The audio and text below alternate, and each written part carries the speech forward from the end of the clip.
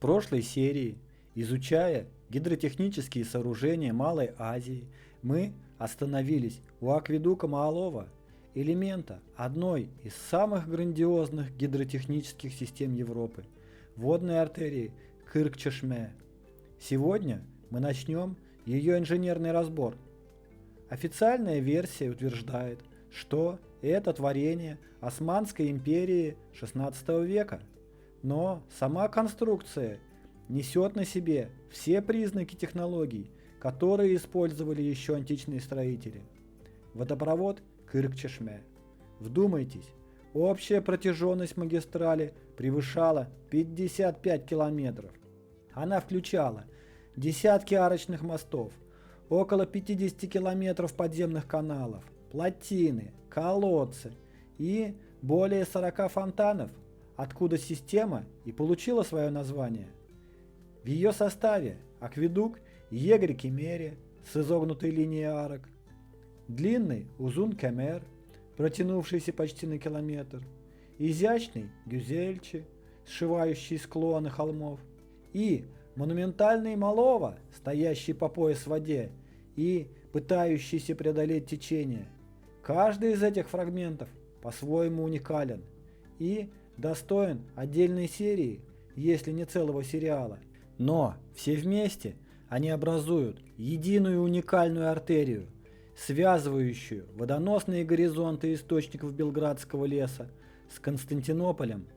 И самое впечатляющее, по словам хроник, вся эта колоссальная работа была выполнена за 8 лет в период с 1554 по 1563 год легендарным архитектором Мимаром Синаном, работающим при не менее легендарном султане Сулеймане Великолепном.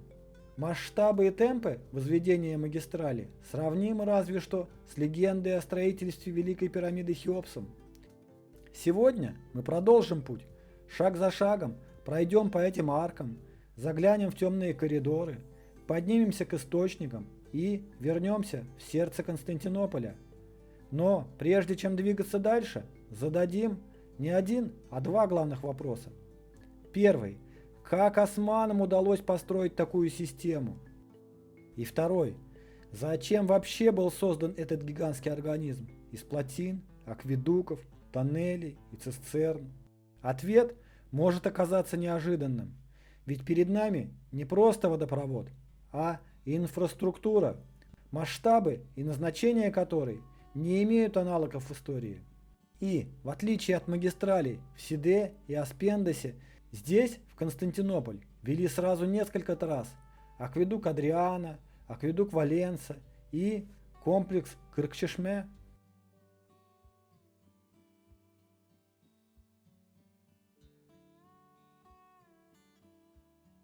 Наше исследование мы начинаем, наверное, с самого изящного и ажурного, и в то же время с наименьшего из всех арочных мостов системы – акведука Гюзельчи, что в переводе означает «прекрасный».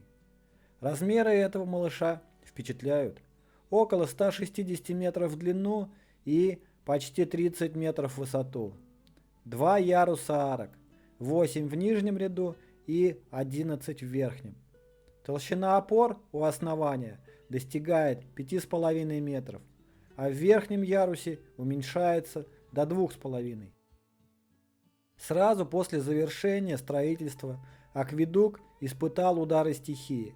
В 1563 году произошло сильное наводнение и повредило его основание. Но он устоял и вскоре был отремонтирован. Для возведения этого самого малого арочного моста в магистрали потребовалось около 43 тысяч тонн каменных блоков. Это больше, чем 700 груженных железнодорожных вагонов. Соедините их в линию, и получится состав длиной около 11 километров. Но добыть и привезти эти блоки – лишь часть задачи, ведь каждый из них нужно уложить на свое место. Как удалось это сделать в XVI веке без стальных инструментов и подъемно-транспортных машин? Пусть блоки здесь не такие гигантские, как в Аспендосе, но даже в 300-500 килограммов И это десятки тысяч элементов. Чтобы поднимать их, нужны лебедки, тали, балки, целые системы поддержки. Историки рассказывают о земляных насыпях и рампах, по которым будто бы закатывали повозки с камнем, обходясь без кранов. Но объем грунта для такой насыпи во много раз превышал бы объем самого моста. И если вы уже соединили два склона дамбой, то зачем вообще нужен мост? Перед нами сооружение высотой около 30 метров, собранное из блоков с характерным рваным рустом и аккуратно подогнанными швами. Мы насчитали порядка 100 рядов по 30 сантиметров. При типовых размерах блока от метра до полутора в длину и полметра в ширину оценочный вес каждого блока 400-600 килограммов. Простая арифметика. 40 тысяч тонн – это примерно 100 тысяч 400-килограммовых блоков. Да, их можно поднимать ручными лебедками и системами рычагов. Но любой школьник знает, выигрывая в силе, мы неизбежно проигрываем во времени. И даже если такую задачу теоретически можно решить вручную, но ее реализация в условиях ограниченных технологических и временных ресурсов кажется фантастической. Рассматривая этот гигантский пролет, легко забыть, что вся эта титаническая работа была проделана ради того, чтобы по верхнему желобу непрерывно тек лишь тонкий ручей воды. И здесь возникает вопрос: зачем нужно было идти на такие усилия? Почему не поставить на реке, гораздо ближе к городу, простую водяную мельницу с колесом и черпаками, которая могла бы поднимать воду в подобие водонапорной башни, и из такой башни вода по герметичным трубам легко достигала бы потребителей? Но нет, им нужна была именно эта вода, с конкретных гор, из определенных источников, на расстоянии десятков километров. Что же это была за особая вода? Мы в каждом фильме задаем себе этот вопрос. И это один из краеугольных вопросов, ответив на который, мы можем найти ключ ко всей системе. Мы перелопатили десятки отчетов, побывали на множестве объектов и теперь понимаем, куда нужно направлять свое внимание и что искать. А искать нужно вон там, на самом верху, под тяжелыми каменными плитами перекрытий. На верхнем ярусе Гюзельче нас встречает именно то, что и ожидалось. Аккуратное каменное помещение, когда-то оно очевидно закрывалось дверью, выполненное в том же стиле, что и вся конструкция. Внутри специфическая, идеальная круглая камера диаметром более 2 метров, явно технического назначения. Перекрытие из плинфы с 4 световыми окнами очень напоминает сводчатые потолки церквей или мечетей. И лестница, ведущая вглубь системы, указывающая на необходимость проведения периодических чисток и сервисного обслуживания этого участка магистрали. По своим параметрам эта камера могла играть сразу несколько ролей: быть отстойником для осадка, фильтром для очистки воды или резервуаром для гашения избыточного давления и регулировки напора. Иными словами, перед нами явно не декоративный элемент, а полноценный технологический узел древнего водопровода. Из этой камеры в противоположные стороны расходятся 2 тоннеля. Один в направлении города. Он облицован небольшими каменными блоками размером в кирпич. Потолок сводчатый. Местами этот скорее канал, чем туннель, оштукатурен.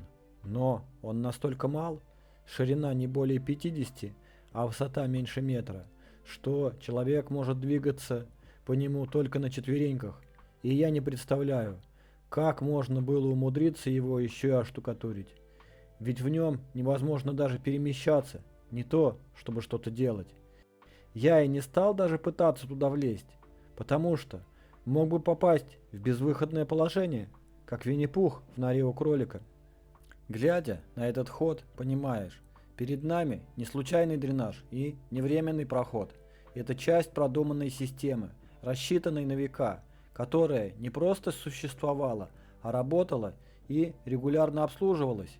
Историки же утверждают, что все это создавалось вручную, при свете факелов, с примитивными инструментами. Другой тоннель ориентирован в сторону акведука Маалова, до которого отсюда по прямой около 2 километров. Его ширина около 60, а высота менее 170 сантиметров. Здесь невозможно идти в полный рост, приходится пригибаться, продвигаться шаг за шагом в полумраке.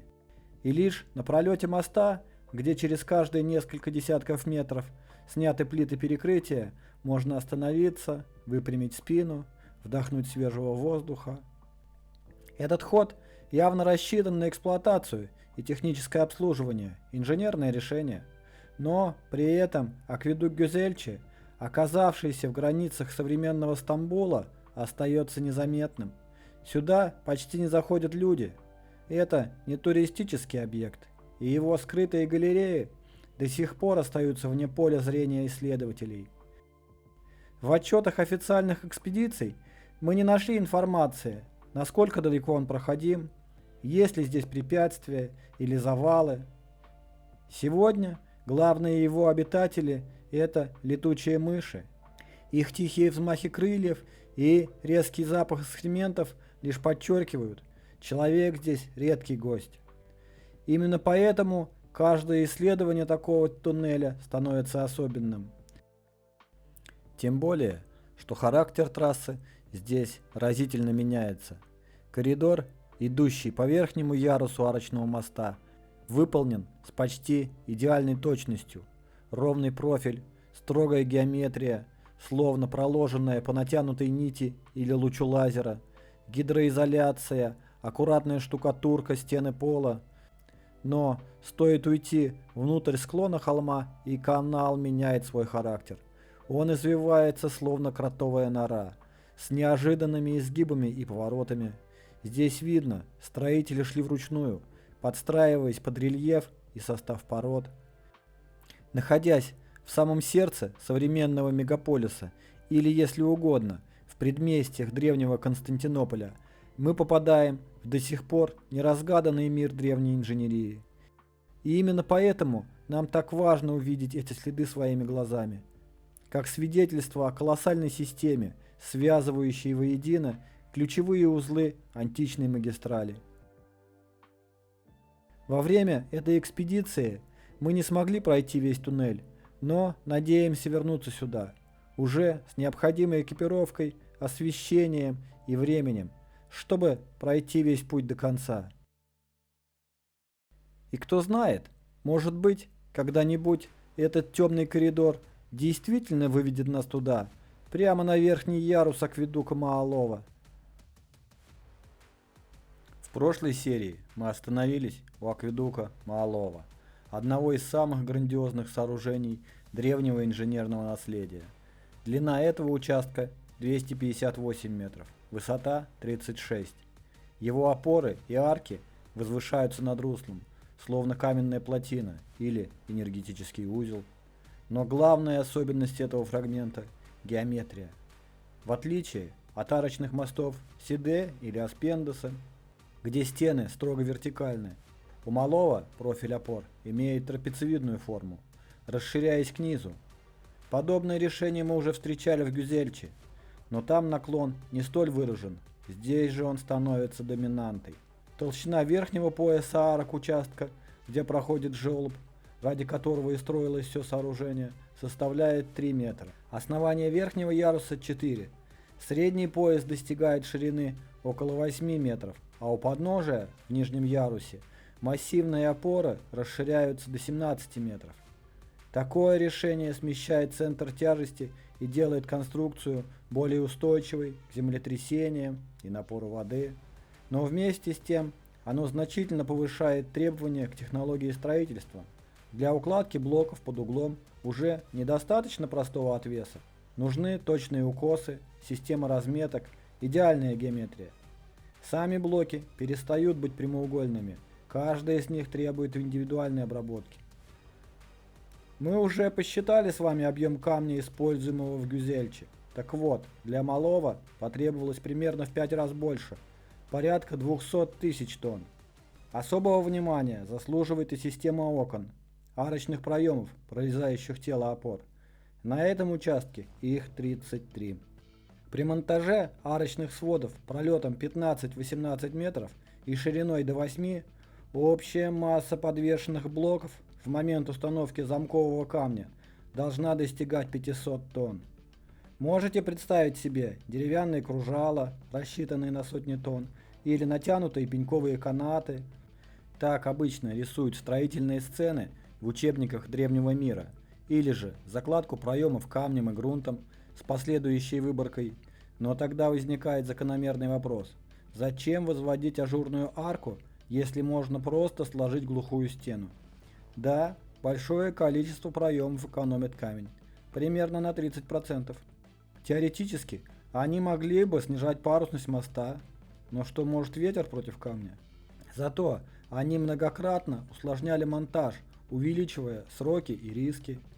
И именно благодаря этой системе арок и идеально подобранной геометрии конструкция остается парадоксальной, элегантной и монументальной одновременно. Иногда кажется, что это не просто архитектурное решение, а послание тем, кто придет после. Посмотрите на наши возможности. Чтобы достичь такого уровня в архитектуре, вся остальная наука и техника должна быть тоже на соответствующем уровне. Акведук пересекает полноводный поток шириной около 150 метров и глубиной до 10. По данным инженерных исследований, проведенных в 20 веке, фундаменты его опор уходят в грунт более чем на 13 метров. Сегодня это выглядит почти невероятным. Как в 16 веке могли возвести такие опоры прямо посреди течения, где глубина воды доходила до 10 метров? Одно из возможных объяснений – использование деревянных кофердамов, которыми временно осушали участок дна. Другое – применение водолазного колокола, о котором в IV веке до нашей эры писал Аристотель, а в XVII веке его якобы вновь начали использовать в Европе. Но оба варианта требуют ресурсов и технологий, которых официальная история не признает за Османской империей XVI века. Ответ мы нашли, рассматривая старые гравюры и картины художников XVII-XIX веков, которые показывают иную картину. Во времена строительства здесь тек лишь ручей, а долина была заполоченной поймой. Полноводная река, затопившая опоры сегодня, это результат современного водохранилища XX века. В этом случае необходимость в подводных работах отпадает. Массивные опоры возводились на суше, а не в воде. Старые картины и гравюры XVII-XIX веков подтверждают это. На них мы видим спокойный пейзаж с равниной, где арки акведука стоят на земле, а не в воде. Но эти гравюры ценны не только как живописные виды, они несут и другую, куда более важную информацию, авторы и подписи. И вот здесь начинается расхождение с официальной версией. Изучая исторические справки, мы снова и снова встречаем одни и те же строки. Акведук был построен в период с 1554 по 1563 год архитектором Мимаром Синаном во времена султана Сулеймана Великолепного. В 1563, сразу после завершения строительства, он обрушился, но уже в 1564 был восстановлен. Эти сведения официальная история принимает без тени сомнения, как неоспоримую истину. Однако на гравюрах XVIII-XIX веков мы обнаруживаем неожиданную деталь. Ни на одной из них художники не подписали этот пролет как акведук Маалова или часть системы Кырк-Чешме. Напротив, в подписях он фигурирует как акведук Валенса или акведук Юстиниана, напрямую связывая его с именем византийского императора VI века. Важно подчеркнуть, это вовсе не значит, что мы соглашаемся с тем, будто сооружение построили римляне. Для нас эта подпись означает лишь одно: акведук уже существовал во времена этих императоров, и именно этот факт мы мы читаем у современников 18-19 веков. И тут важно понять, кто сделал эту подпись. Это не случайный европейский путешественник. Автор гравюры Антуан Меллинг, французский архитектор и художник, родившийся в 1763 году. В 1784 он приехал в Константинополь в составе русской дипломатической миссии и остался здесь на долгие годы. Меллинг работал архитектором при дворе султана Селима III и особенно при его сестре Хатидже Султан. Он проектировал дворцы, оформлял сады и жил прямо внутри османского двора почти 2 десятилетия. Именно там он и создал десятки гравюр, рисунков, которые позднее составили его знаменитый альбом «Путешествие по Константинополю и берегам Босфора», изданный в Париже в 1819.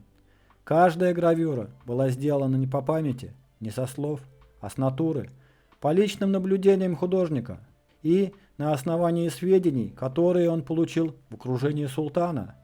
Поэтому, если в этом альбоме акведук у ручья Алибей-Кой подписан как акведук императора Юстиниана, то это не просто европейская традиция.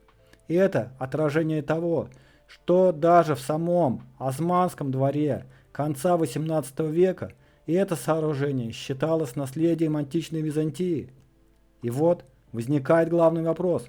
Что же это за объект на самом деле? Шедевр Синана XVI века? Или восстановленное наследие византийских инженеров, созданное еще при Юстиниане? И это не только моя версия. Некоторые турецкие историки также считают, что Мимар Синан мог не возводить Маалова с нуля, а реконструировать более древний объект, либо достраивать верхние ярусы на уже существующих опорах, ведь фундаменты уходят в грунт более чем на 13 метров. 13 метров глубины. И это не просто инженерное решение. Это может указывать на катастрофический засып, слой наносов и обломков, похоронивший античную цивилизацию и нижний ярус более древнего сооружения. Точно такой же эффект мы уже встречали в других местах и показывали в предыдущем фильме. Здесь же он проявляется снова, как немой след катастрофы, которую инженеры прошлого пытались преодолеть, возводя новые ярусы поверх старых оснований. Но есть и еще одна деталь, которую трудно списать на художественную условность. На гравюре Меллинга видны кусты, прорастающие прямо поверху акведука. Важно понимать конструкцию. Водоводная лотковая часть здесь перекрыта тяжелыми каменными плитами. Пока система работает и обслуживается, на этих плитах не задерживаются ни почва, ни органический мусор. Их смывают дождем, продувают ветром, а обслуживающие команды периодически очищают покрытие. Чтобы на каменных плитах укоренились не мхи и травы, а именно кустарники, необходимо другое состояние объекта. Длительная остановка, накопление слоя наносов и перегноя, застой влаги в щелях, а иногда и разрушение или просадка плит, образующих карманы для семян. Семена приносят птицы и ветер, пыль и листопад дают питание, корни начинают прорастать в швы, раскрывая их еще сильнее. Возникает типичный порочный круг заброшенности. Растительность ускоряет расшатывание покрытия, а прогрессирующее разрушение создает еще больше условий для роста кустов. Именно поэтому кусты на верхнем ярусе не просто живописный штрих, а косвенный, но показательный диагностический признак. Он говорит о длительном периоде бездействия и отсутствии регулярного ухода. И если к концу XVIII века наблюдатель уровня Меллинга рисует акведук с уже разросшейся растительностью в лотке, и это весомый аргумент того, что магистраль была в аварийном или нерабочем состоянии.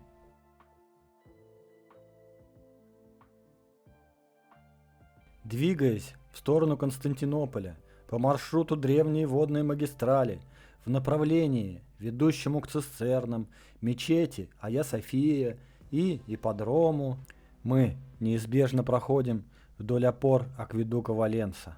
Если предыдущие арочные пролеты выглядели как мосты, перекинутые через долины и овраги, то здесь все иначе. Акведук Валенса прорезает городскую ткань, как каменный хребет доисторического ящера. Он выпирает над крышами домов, цепляется арками за склоны холмов и словно удерживает на себе вес всего города. Кажется, будто бы город вырос вокруг него, как коралловый риф вокруг древнего острова. Днем его арки отражаются в окнах автомобилей, а по вечерам в них тонут уличные фонари. Но за этой живописной поверхностью скрывается нечто куда более глубокое – след иной эпохи.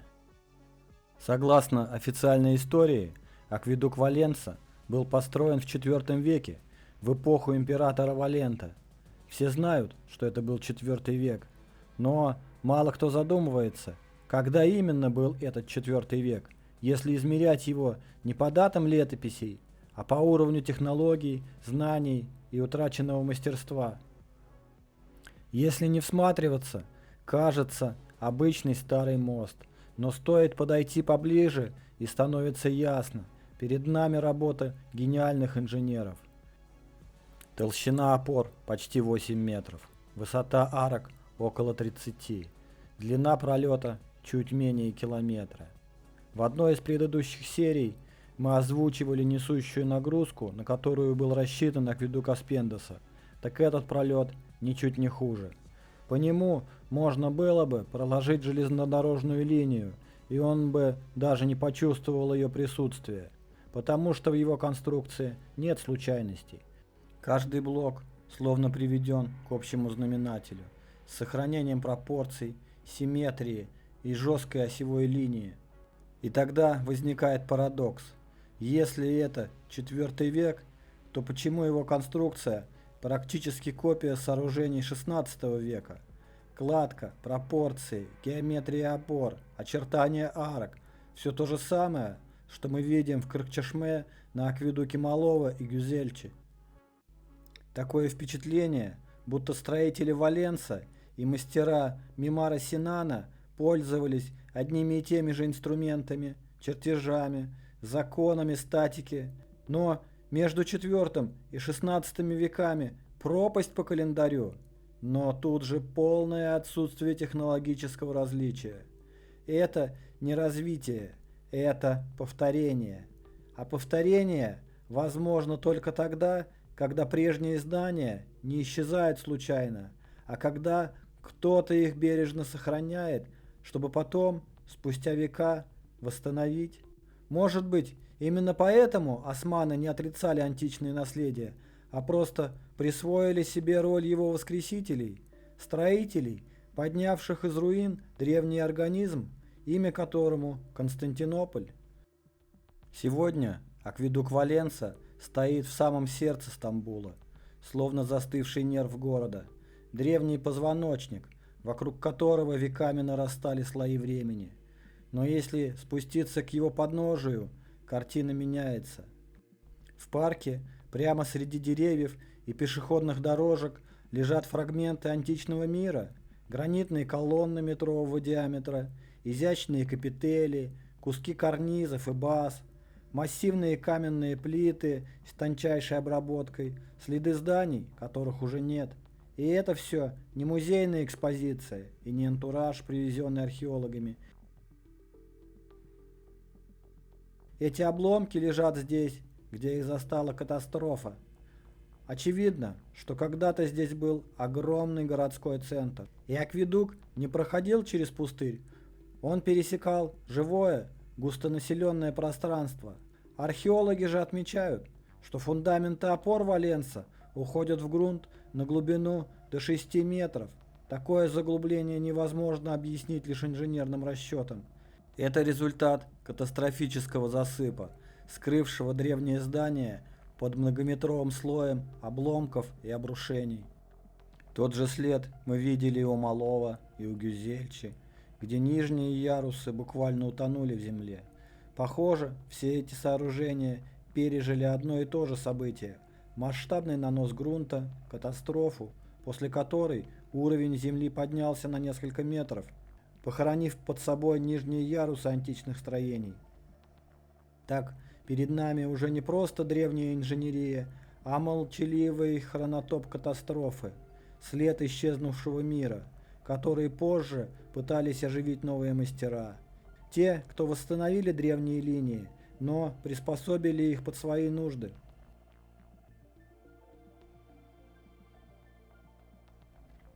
Сегодня, спустя сотни лет, древняя магистраль Кырк-Чешме растворилась в ткани города. Акведук больше не виден, но лишь если не знать, куда смотреть. Его тень все еще идет рядом, между домами, в тени вековых платанов, вдоль старых стен. Мы словно идем по его следу, от опор Валенса к площади, где древний поток когда-то завершал свой путь. И вот впереди место, где все сходилось. Мечеть Айя-София, площадь Султана Ахмета, египетский обелиск, бронзовая колонна змей и огромный овал ипподрома. По странному, но не случайному совпадению, именно здесь, в самом сердце древнего Константинополя, мы снова встречаем форму, знакомую нам по десяткам городов. Овал, арки, высота, пропорции. Неужели амфитеатр? История уверяет, что в Константинополе их не было. Но действительно ли их не было никогда? Или все-таки были, просто назывались по-другому? Это сооружение ипподром Константинополя. Официальная история говорит, что он был главным центром общественной жизни империи. Здесь проходили гонки колесниц, торжества и даже восстания. Построенный при Септимии Севере около 203 года и расширенный Константином Великим в IV веке, он, как утверждают источники, вмещал до 100 тысяч зрителей. Целый город внутри города. По нашим оценкам, население Константинополя тех времен едва ли могло достигать таких масштабов. Но о численности, объемах и потоках мы поговорим отдельно. Ипподром примыкал к Великому дворцу, Айя-Софии и главным магистралям.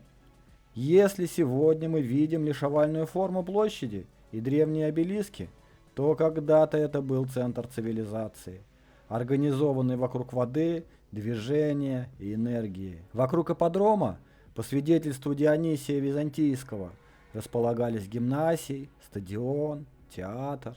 Некоторые хроники упоминают даже Кюнигион, возможный амфитеатр, стоявший напротив храма Артемиды. Сегодня все это скрыто под слоями города. Но именно эти сооружения образовывали инфраструктуру древнего мегаполиса, где вода была не только живой силой, но и играла основную роль в технологическом процессе. То, что доступно осмотру сегодня, лишь фрагменты огромного сооружения. Даже и они поражают масштабом и формой. В очертаниях ипподрома угадываются принципы античных амфитеатров: двухъярусные арки, радиальная симметрия, четкий овал стен. Возведенные из плинфы, обожженного кирпича поздней античной эпохи. Высоту он имел почти 20 метров и около 100 в диаметре. И это почти точное соответствие параметрам классических амфитеатров Средиземноморья. Сегодня от него остались лишь контуры, спрятанные среди фасадов и вывесок. Но если мысленно восстановить недостающие ярусы, вновь возникает грандиозная конструкция, где соединялись архитектура, акустика и энергия. И вот здесь снова проявляется мотив, который проходит через весь наш проект. Совпадения, которые кажутся случайными, но, возможно, таковыми не являются. Ведь даже официальная история говорит, что первые акведуки появились здесь еще во времена Византия, при императоре Адриане во II веке нашей эры. Однако и в самом Риме имя Адриана связано с возрождением водных систем. Правда, не во II, а в VIII, когда папа Адриан I восстанавливал античные акведуки, ремонтировал Аква Вирга и Аква Трояна, пуская по ним воду к базилике Святого Петра, Совпадение? Или перед нами один и тот же символ, одно и то же имя, один и тот же человек? Восстановление древней магистрали жизни. Такие же параллели тянутся и дальше. В эпоху расцвета Османской империи султан Сулейман Великолепный возводит новые храмы, дворцы, плотины, мосты, а современники называют его вторым Соломоном. Ведь в исламской традиции Соломон и Сулейман – это вообще одно и то же имя. И действительно, как Соломон строил храм в Иерусалиме, так Сулейман возводил Сульмание, оплот веры и государства. Совпадение имен и смыслов продолжается буквально построчно. Оба мудрые правители, оба строители храмов, оба окружены архитекторами иной веры, оба стремятся восстановить утраченное знание. Но есть и еще один интересный факт.